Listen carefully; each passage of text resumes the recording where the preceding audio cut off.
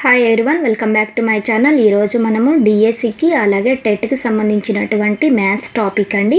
అంకగణితం నుంచి మనము కొన్ని విలువలు అయితే ఈరోజు నేర్చుకోబోతున్నామండి. ఈ చాలా ఇంపార్టెంట్ వాల్యూస్ అండి. ఈ వాల్యూస్ తెలిస్తేనే మనకు ప్రాబ్లం అనేది ఈజీగా మనం సాల్వ్ చేయగలుగుతాము. ఓకేనా అండి. ఈ వాల్యూస్ను మనం ఈరోజు నేర్చేసుకున్నాము. ఈ వీడియో నచ్చితే ఒక చిన్న లైక్ చేయండి. అలాగే ఏమైనా డౌట్స్ ఉంటే కామెంట్ అయితే చేయండి. లేట్ చేయకుండా మనం వీడియోలోకి వెళ్ళిపోదాము. ఇక్కడ చూడండి, ఫస్ట్ ఒక డజన్ అంటే 12 వస్తువులను కలిపి ఒక డజన్ అంటారండి. ఓకేనా. నెక్స్ట్ ఒక గ్రోస్ అంటే మనకు 12 డజన్లు వస్తాయండి. అలాగే 144 వస్తువులు వస్తాయి. గుర్తుపెట్టుకొని చాలా ఇంపార్టెంట్ అండి. ఈ వాల్యూస్ వస్తేనే మనం ప్రాబ్లం ఈజీగా చేయగలుగుతాము. ఒక గ్రోసు అంటే 12 డజన్లు అండి, అంటే 144 వస్తువులు. నెక్స్ట్ ఒక స్కోరు అంటే 20 వస్తువులను కలిపి ఒక స్కోర్ అంటారు. ఒక స్కోరు అంటే 20 వస్తువులు. నెక్స్ట్ ఒక దస్తా అంటే 24 టావులండి.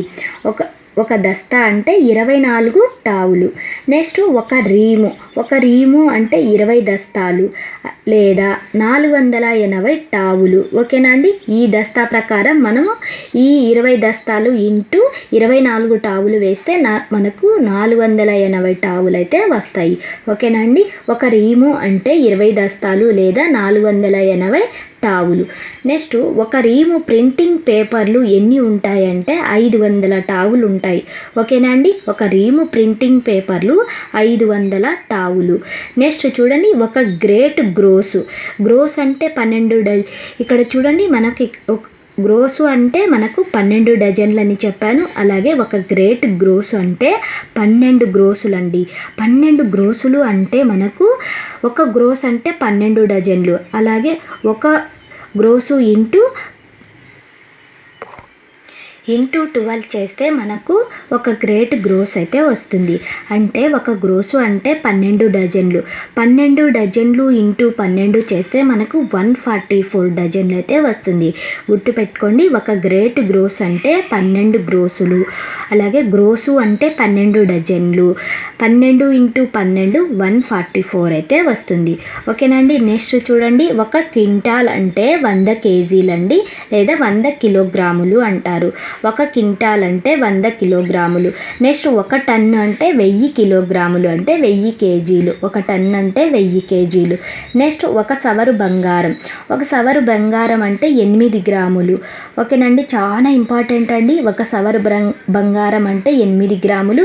అలాగే ఒక తులం బంగారు అంటే 11.664 గ్రాములు అంటే 11 గ్రాముల 664 మిల్లీగ్రాములు అండి.